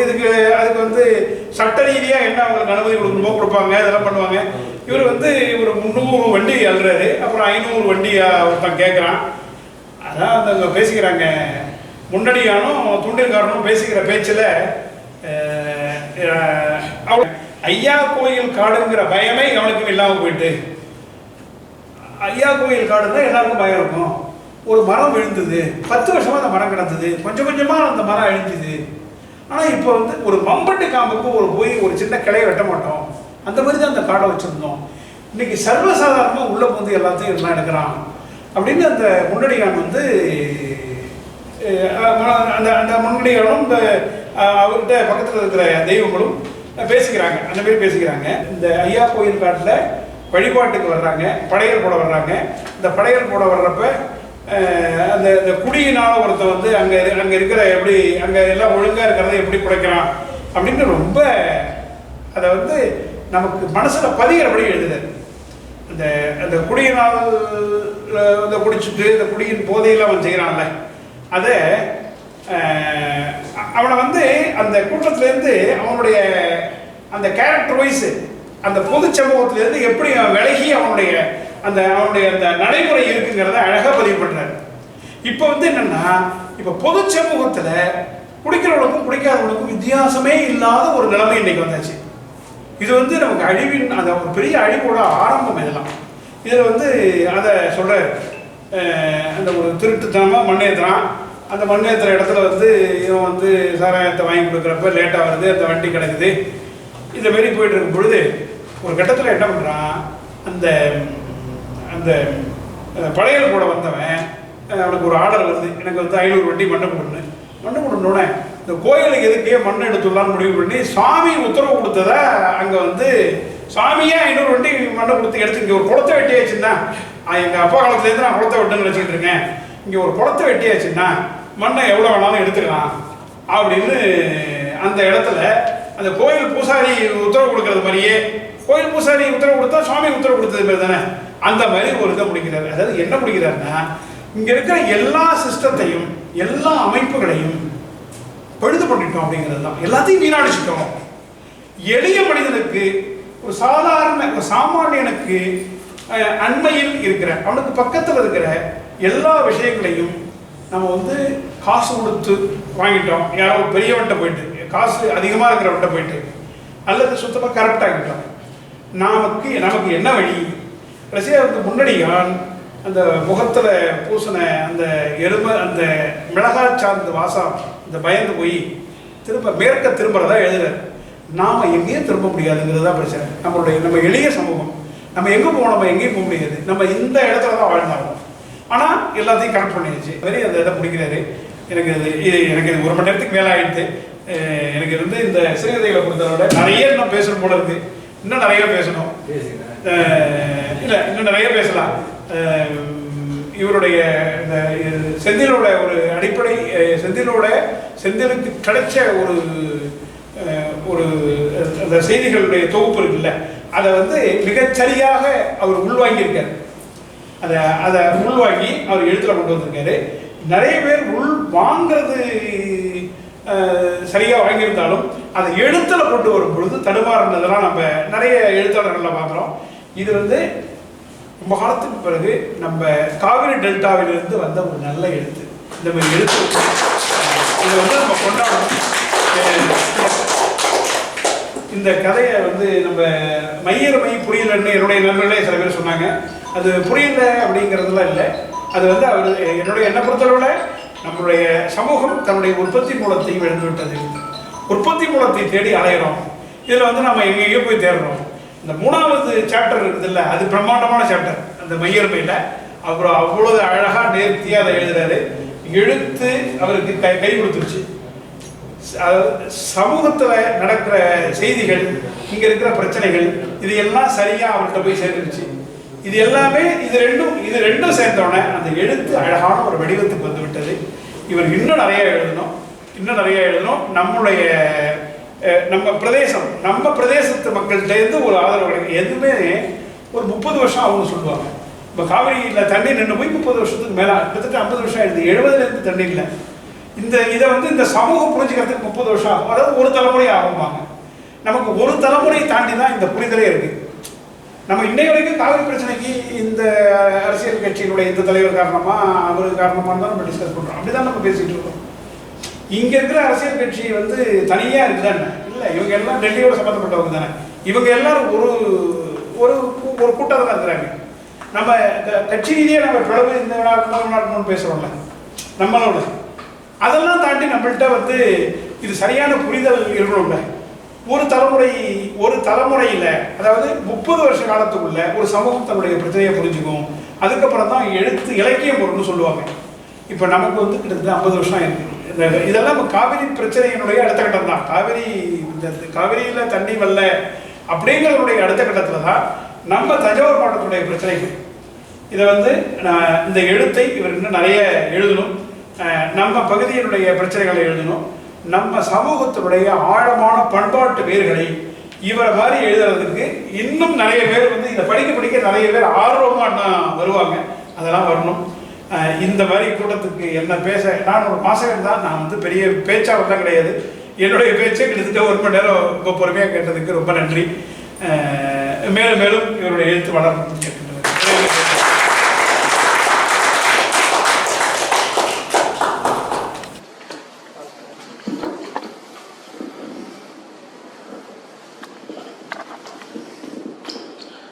அலையாட்டி செந்திலின் படைப்புலகத்திற்குள் மிக ஆழமாக சென்று நிறைய விஷயங்கள் ஐயா அவர்கள் கொடுத்துருக்காங்க. அந்த மையருமை மிக வாசிக்க வேண்டிய ஒரு மிக நல்ல ஒரு நாவல், ஒரு மேஜிக்கல் ரியாலிசம் மாதிரி பல்வேறு வகையான கலடாஸ்கோப் மாதிரி போட்டு விதவிதமாக காமிக்கிறது மாதிரியான ஒரு காமிப்புக்காக ஒரு நாவல் தான் மையருமை. அதில் கூட எனக்கு ரொம்ப அந்த பாத்திர படைப்புகள்லாம் ரொம்ப சிறப்பாக இருக்கும். இந்த எருமையுடைய வகைகளை வந்து இமயமலையிலேருந்து ஆரம்பித்து நீலகிரி வரையும் சொல்லிட்டு வருவார். அது மயில தெரியுது அந்த எருமையெல்லாம். அது இன்னும் இந்த வகை எருமைன்னு யார் சொல்ல முடியும்? அது நல்லா படித்தவனால சொல்ல முடியும். ஆகவே நகை பறி கொடுத்த ஒரு ரவிங்கிற டாக்டர் மாட்டு டாக்டராக இருப்பார். அவர் சொல்லுவார், ஏன்னா அவர் படிச்சிருக்காரு இல்லையா, இந்த மாதிரிலாம் ஒரு பாத்திர படைப்புகளை ரொம்ப அற்புதமாக கொண்டு வந்தாங்க. இந்த மாதிரி கோட்டம் வசதி மறுபடியும் நாங்கள் கோட்டத்தை வந்து வேற ஒரு கோணத்தில் அதை கேட்டு அந்த இதெல்லாம் வந்து ஒரு புதிய அனுபவமாக இருந்துச்சு. இந்த கோட்டத்தை பொறுத்தவரை இது கிட்டத்தட்ட 3வது திறனாய்வு நினைக்கிறேன். முதல்ல வந்து நாங்கள் அறிமுகப்படுத்திய இந்த கருப்பம்பலம் ஐயனார் கோவிலில் ஒரு விமர்சனம் கிட்டத்தட்ட பாலாஜி சார் வந்து ஒரு அற்புதமாக ஒரு விமர்சனம் வச்சார். ரொம்ப நிறைவான ஒரு அது அன்றைக்கு அறிமுகமாகலையே. அதனைத் தொடர்ந்து வேதாரண்யத்தில் மோகன சுந்தரம், முத்தரசு, கந்தசாமி இப்படி ஒரு 5 நண்பர்கள் 5 கதையை எடுத்துக்கொண்டு மிக சிறப்பான ஒரு விமர்சனத்தை நடத்தினோம். சரியாக ஒரு 3 மாதங்களுக்கு முன்பு. இன்றைக்கு ஐயா அவர்கள் இந்த கோட்டவத்தை பற்றி சொல்லியிருக்காங்க. இந்த முன்னாடி எனக்கு படையல் போடுற போது வாழை போட்டு மேலே பொங்கல் வெண்பொங்கல் ஒரு லேயர் போடுவாங்க, அதுக்கு மேலே ஒரு சக்கரை பொங்கல், கடைசியாக மேலே அதுவும் பத்தாலன்ட்டு ஒரு வெள்ளத்தை வைப்பாங்க. பற்றியா முத்தாய்ப்பா, அப்படி வெள்ளம் வைத்தது போல ஒரு முத்தாய்ப்பாக ஒரு வெள்ளம் வைத்தது போல அது சிறப்பாக இருந்தது.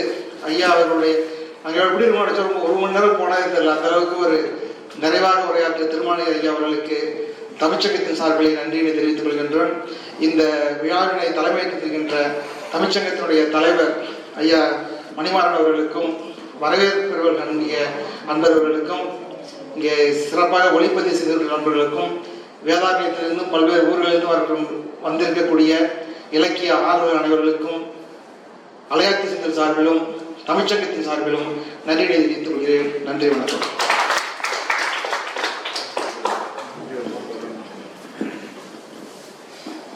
சித்தாந்த எழுத்தாளர் ஜெயகாந்தன் ஐயா சொல்லுவாங்க, ஒரு எழுத்து என்பது படிப்பவரை ஒன்று அழச் செய்ய வேண்டும், அல்லது விழச் செய்ய வேண்டும், அல்லது கோபம் கொண்டு எழச் செய்ய வேண்டும். படிச்சவங்க ஏதாவது ஒரு பண்ணணும், அப்பதான் அது எழுத்து அப்படின்னு சொல்லி ஜெயகாந்தன் சொல்லுவாங்க. கண்ணதாசன் ஐயா சொல்லுவாரு, படி மட்டும் தும்ப கூடாது, போட்டவன் தான் தும்பணும் அப்படின்னு சொல்லி. அந்த வகையில் ஒரு மிகச்சிறந்த எழுத்தை, வாழ்வியல் விளம்பங்களை கொண்ட மண் சார்ந்த ஒரு எழுத்தை நிறைய பரிசெல்லாம் வாங்கியிருக்கு. மிக சிறந்த பதிவுகளை அனைவரும் வாங்கி படிக்க வேண்டும். அதற்கு நம் தமிழ்ச்சங்கம் கண்டிப்பாக உதவி செய்யும். அனைவரும் இந்த புத்தகத்தை வாங்கி படிங்கள் என்று கூறிக்கொண்டு, இந்த புத்தகத்தை பற்றி படித்த நண்பர்கள் உங்களுடைய கருத்துக்களை ஓரிரு வார்த்தைகளில் கூறுமாறு அன்போடு கேட்டுக்கொள்கிறோம். இந்த புத்தகத்தை படிச்சிருப்பீங்க இல்லையா, ஏதாவது கதையை பத்தி உங்களுக்கு சொல்லணும் அப்படின்றதுக்கா ஏதாவது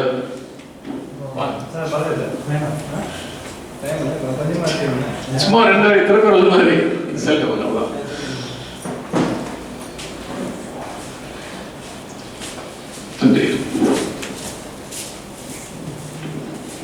அனைவருக்கும் வணக்கம். சொன்ன மாதிரி தான் இந்த கோட்டம் வந்து நாங்கள் எங்கள் ஊர் கோட்டத்திலே வெளியிட்டோம். கோட்டம்ங்கிறது எங்கள் ஊர் கோட்டம் ஐயனார் கோயிலே வெளியிட்டோம். அது 2 வருஷம் உண்டு. ஐயா வந்து மையருமை வந்து ஐயா குறிச்சிக்கிட்ட லெவல் வந்து வேற, நாங்கள் குறிச்சிக்கிட்ட லெவல் வேற. எங்களோடது வந்து அது வந்து ஒரு மெய்யியல் ரீதியாக நாங்கள் குறிச்சிக்கிட்டோம். எங்களோடது வந்து அதில் வந்து நீங்கள் எல்லாத்தையும் சொல்லிட்டு வந்தீங்க, இயேசுநாதர் எல்லாம், கடைசியாக வந்து அதில் சாத்தன் வரும். அந்த சாத்தன் தான் முக்கியமானது இருக்கும். அதோட மட்டும் இல்லாமல் மையருமையோட கடைசி பகுதியெல்லாம் பெரும்பாலும் சங்க இலக்கியத்தினுடைய பல டச்சஸ் அதில் இருக்கும். நரிகர் தலைவரோட பாட்டு அதில் இருக்கும். கணியன் பூங்கன்னோட பாட்டோட அந்த பாட்டு அப்படியே இல்லாத கொஞ்சம் அப்படி இருக்கும். அவர் வந்து அந்த நம்மளை வந்து அந்த சங்க வாழ்வுக்கு திரும்ப சொல்கிறாரோ அப்படிங்கிற எண்ணம் தான் எங்களுக்கு அதை படிக்கும்போது வந்து. அப்போ இருந்த சாதியற்ற சமூகம், மதமற்ற சமூகம், சங்க இலக்கியத்தில் எந்த மதத்தினுடைய குறியீடும் கிடையாது, எந்த ஜாதியும் கிடையாது, இயற்கையோட வாழ்ந்த மக்கள், அந்த இடத்துக்கு நம்மளை போக சொல்கிறாரோ அப்படிங்கிற எண்ணம் தான் வரும். இதில் இந்த மந்திரமூர்த்தி இது இந்த இந்த நாவலை எழுதுறதுக்கு, இந்த கதைகளை எழுதுறதுக்கு எவ்வளோ ஹோம்ஒர்க் பண்ணாங்கலாம் எனக்கு நல்லா தெரியும். அந்த மை போடுறவங்கள்ட்ட போய் சந்திச்சு, கேரளாவெல்லாம் அவர் போயிருக்காரு. முகாமில் ஒரு 6 மாதம் இருந்திருக்காரு. வட இந்தியா போயிருக்காரு, எல்லாம் தெரியும் அவருக்கு. அதனால தான் அந்த அவர் எப்படி வந்து ஒரு மனிதர்கள்ட்ட இருந்து அந்த விஷயத்தை எப்படி அவர் எடுப்பார் அப்படின்னு நான் நேராக இருந்து பார்த்தேன். ஒருத்தர் 2 பேர் பேசும்போது அவங்கள்ட்ட இருந்து அந்த விஷயத்தை எப்படி அவர் எடுப்பார் அப்படிங்கிறது நேராக எனக்கு தெரியும். ரொம்ப நுணுக்கமான மனிதர். அவர் என்ன சொல்ற டிராவலில் வந்து ரொம்ப ஆர்வம் உள்ளவர். அதனால தான் அவருக்கு இதெல்லாம் ரொம்ப எளிமையாக ஈஸியாக அவருக்கு வருது. நான் வந்து அடிக்கடி சொல்றது உண்டு. இது ஐயா வந்து சொல்லும்போது எனக்கு ரொம்ப மகிழ்ச்சி. எனக்கு என்ன மகிழ்ச்சின்னா, ஒரு விஷயத்த நமக்கு அடையாளம் காண தெரியுது அப்படின்னு எனக்கு ஒரு திருப்தி. அது என்னன்னா, இது மாதிரி ஒரு எழுத்தை வந்து நான் ஓரளவு படிச்சிருக்கேன். ரொம்ப எல்லாம் ஒன்றும் சொல்லவிட்டா கூட தமிழ் இலக்கியத்தில் ஓரளவு எல்லாம் படிச்சிருக்கேன். இது மாதிரி ஒரு எழுத்தை வந்து நான் பார்த்ததே படித்தது எப்படி இவருக்கு வருதுங்கிறது எனக்கு ரொம்ப பிடிக்கும். அதனால தான் நாங்கள் வந்து அவரை அலேக்கா தூக்கி கொண்டு போய் எங்கள் ஊர் கோட்டாத்தில் வச்சு இதை வெளியிட்டோம். இதுக்கு 2 தடவை இது போட்டோம், விமர்சன கூட்டம் போட்டோம். இந்த கோட்டம்லாம் எங்கேயோ போயிடுச்சு. நம்ம ஒரு சாதாரண நம்ம ஊர் மண்ணில் வெளியிடுற ஒரு புத்தகம் வந்து ஒரு இலக்கிய ரீதியாக அங்கீகாரம் பெறது வந்து எங்களுக்கு ரொம்ப மகிழ்ச்சியாக இருந்துச்சு. அதுமாதிரி அந்த மையருமை வந்து நான் கூட சொன்னேன், அவர் நீளத்துக்கு அனுப்புங்க, நீங்கள் மற்றதெல்லாம் அதை வந்து கண்டுபிடிப்பாங்களாங்கிறது ரொம்ப கஷ்டம். நீளத்தில் தான் இது தகுதியான ஆட்கள் இருக்காங்க, அதை படித்து கண்டுபிடிப்பாங்க. நான் கூட அந்த இது வாங்கினது போது கூட வாழ்த்து போடும்போது நான் இவரை வாழ்த்துறேன், நீளத்தை தான் வாழ்த்துறேன். ஏன்னா இது அடையாளம் கண்டுபிடிச்சு அதை போடுறதுங்கிறது அது சார் சொன்ன மாதிரி தான் கலைடாஸ்கோப் மாதிரி தான் அந்த மையருமை. சாருக்கு ஒரு மாதிரி புரியும், எனக்கு ஒரு மாதிரி புரியும். அது அந்த சும்மா மை போடுறதெல்லாம் ஒரு அடையாளமாக வச்சுக்கிட்டு, அந்த மைக்குள்ளே தெரியுறதுன்னு சொல்கிறதெல்லாம் ஒரு அடையாளமாக வச்சுக்கிட்டு நம்மளுடைய அந்த வரலாறை வந்து அவர் தொடர்ச்சி அதை சொல்லிட்டு இருக்காரு. அந்த ஆதி சமூகத்திலிருந்து, அப்புறம் முகமது நபிகள்லேருந்து, இயேசுநாதர்லேருந்து, அதுக்கு அடிநாதமாக அந்த கால்நடை செல்வங்கிறது இருக்கும். அப்படி நம்ம வரலாறு அப்படி தான் அமையுது. நம்மளோட வரலாறு வந்து அந்த கால்நடைகளோட தொடர்புள்ளதான் தொடர்ந்து வந்துட்டு இருக்காது. அது எப்படின்னு தெரியல எனக்கு. அந்த மாடுங்கிறது வந்து நம்ம வாழ்க்கையோட அப்படி ஜாயிண்ட் ஆகிட்டே வர்றதுனால அப்படி இருக்குன்னு நினைக்கிறேன். அதில் இருக்கிற பல வர்ணனைகள் வந்து கலிங்கத்து வர்ணனையிலேருந்து அவர் செட் பண்ணி அதில் இருக்கிற வர்ணனைகள் தான் பெரும்பாலானது வரும். அதில் அவர் தீர்வா சொல்றதெல்லாம் கூட வந்து சங்க இலக்கியங்களில் உள்ள அந்த நரிவேறு தலைவரோட பாட்டு தான் அதில் பெரும்பாலும் வரும். எங்களுக்கு வந்து அதுதான் பட்டுச்சு. ஐயாவோட இதில் பார்க்கும்போது இன்னும் கொஞ்சம் மகிழ்ச்சியாக இருக்குது. இன்னும் ஒரு கோணம் இருக்குது, அந்த கோணத்தில் நம்ம அதை படித்து பார்க்கணும் அப்படிங்கிற எண்ணம் வருது. இந்த ஒரு அருமையான உரை எனக்கு ரொம்ப மகிழ்ச்சி. இதை கேட்குறது ஐயாவுக்கு மிக்க நன்றியை தெரிவித்துள்ளது. நன்றி.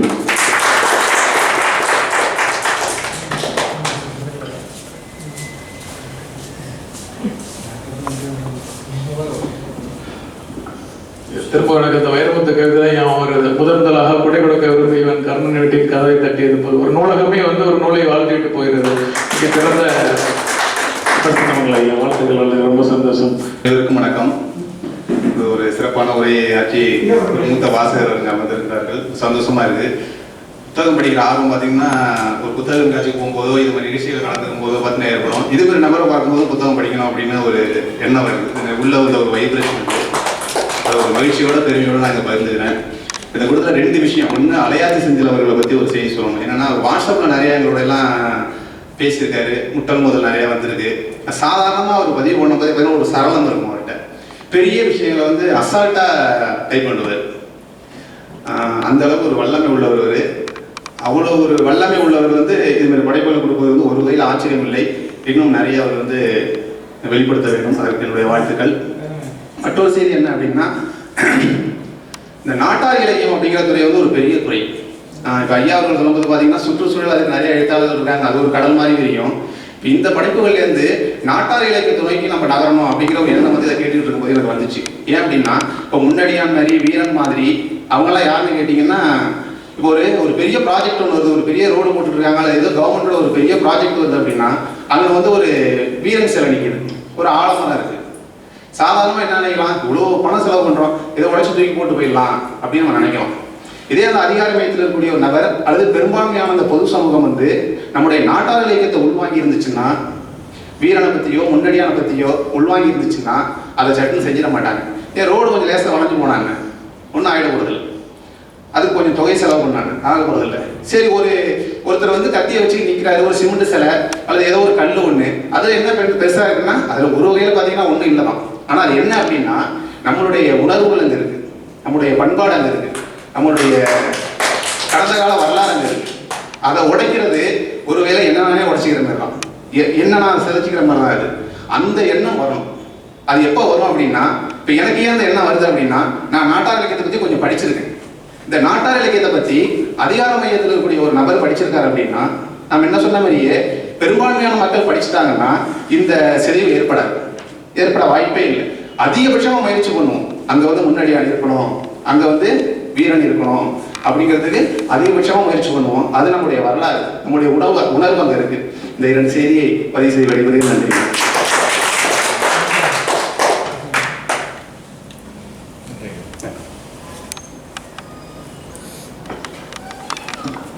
இந்த நிகழ்வு வந்து அலையத்துக்குள் லைவாக பார்த்துருந்தது. எங்கிருந்தோ வந்தால் இடைச்சாதி நானும் நண்பன் ஐயா அங்கிருந்து லைவாக பார்த்துருக்கீங்க. ரொம்ப நன்றி.